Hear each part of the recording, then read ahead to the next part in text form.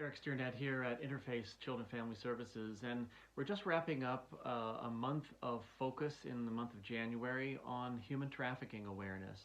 And I wanted to share some reflections with you as we've been really spending this last month getting out there in the public, sharing information, accurate information, factual information about what human trafficking is really like in Ventura County. Now, there's a lot of kind of hype sometimes about human trafficking and misinformation, unfortunately, in social media. It's hard to know where to go to find actual, real, and factual information. And so we've supplied some links for you and we really want to encourage you to spend a little bit of time and get yourself educated about what human trafficking is really like in Ventura County. And we're talking about sex trafficking and labor trafficking. And the reality is that trafficking really comes out of an abusive relationship. It's a damaged person who is exploiting a victim who is vulnerable because of their own trauma and their own challenges. And those are really the seeds of human trafficking, both sex and labor trafficking.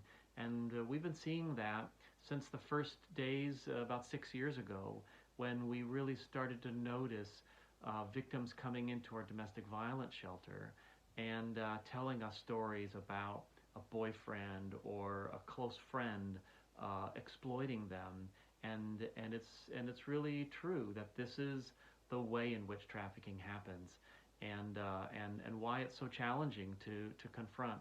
But we do believe that if we can educate ourselves in our community and really work together, we work very closely with law enforcement, with our healthcare partners to identify victims, to respond to their needs. So if we work together in our community, we really do believe it's possible to confront and reduce human trafficking that's happening on our streets and in our neighborhoods. And it's that sense of awareness and responsibility that each of us has that we think is key for making sure that another vulnerable young person doesn't fall into the hands of someone who wants to exploit them in our community.